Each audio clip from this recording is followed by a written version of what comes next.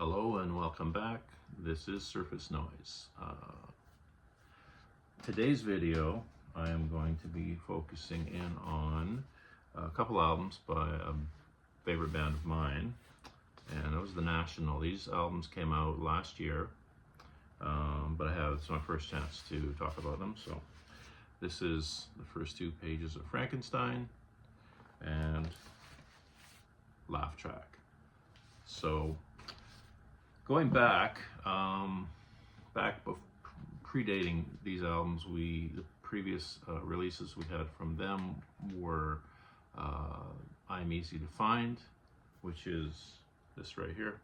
That was in 2019, and they hadn't, when they did that, actually they weren't even planning on putting a record out, because I think Sleep Well Beastwood was 2018 or 2017. Maybe they just finished the tour. They weren't really planning on getting going again.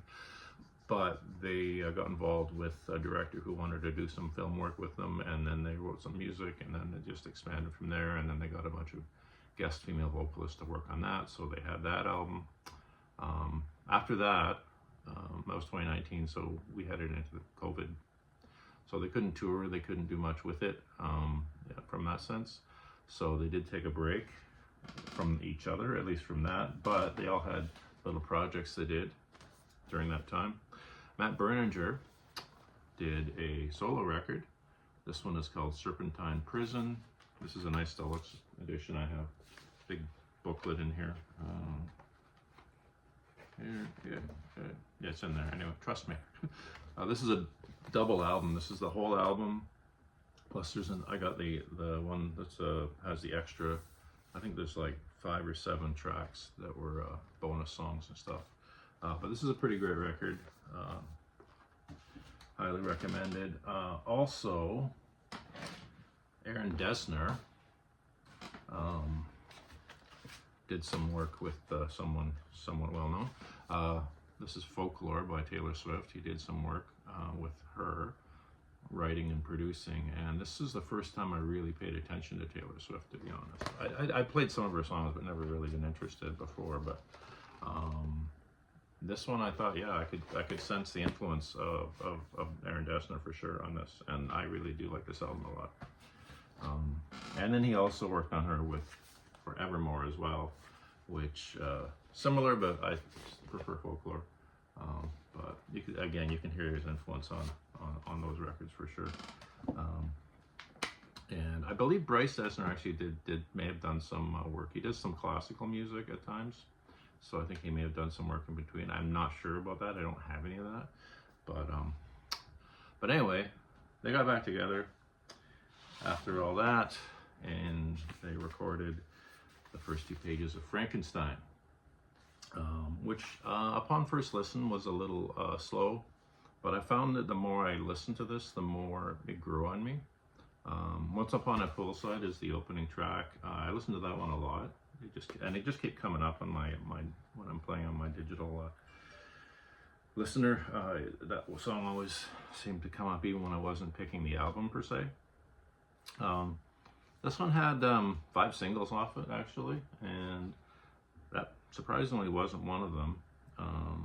But they had Eucalyptus, New Order T-shirt, Tropic Morning News, The Alcott, and Your Mind Is Not Your Friend. All great songs. Once Upon a Poolside, coming back to that, does feature Sufjan Stevens. It's a great song. I really like that. Eucalyptus is the second track.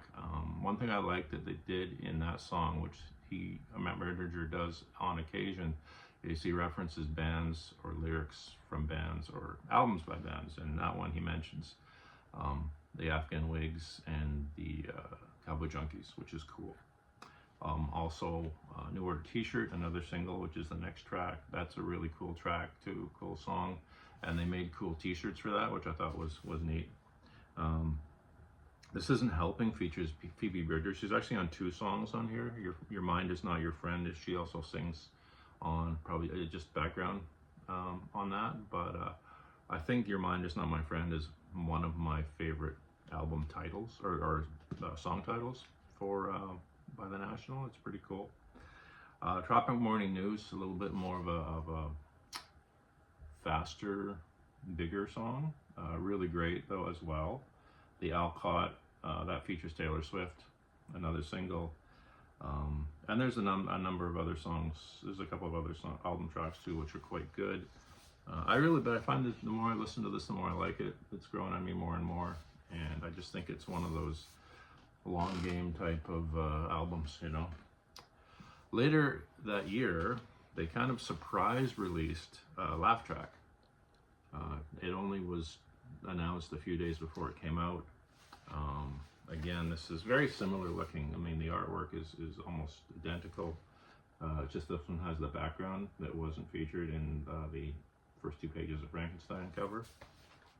But again, this is really good. I think I still am processing it to a degree.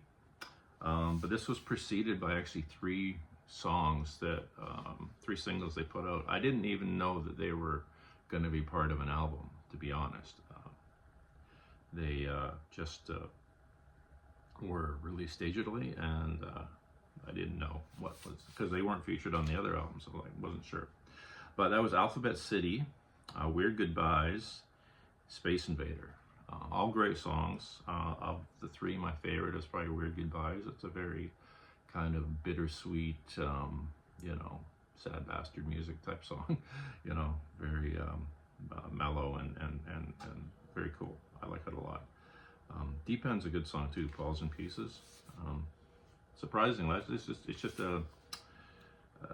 an album track, but like kind of a deep cut almost. You know, that was really good.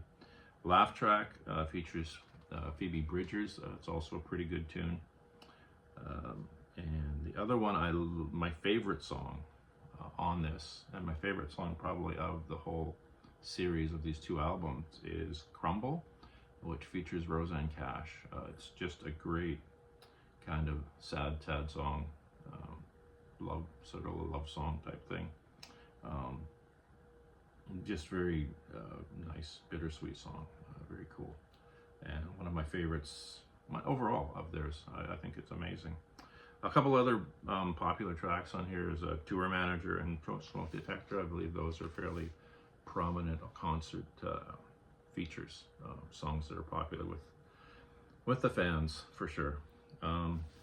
So anyway, this is Laugh Track, and the other one is first 2 pages of Frankenstein. Both great solid releases, continues solid discography for the band. I can't wait to see what they do next. I know they have a live album coming out soon. I did hear the EP digitally of the kind of preview the live album, and it sounds really, really good. Hope it turns out well, and maybe we get a DVD or a Blu-ray or something as well. That would be very cool. But anyway, that's it for me for this week. I'll continue to talk about music and records, and I will see you all again next week.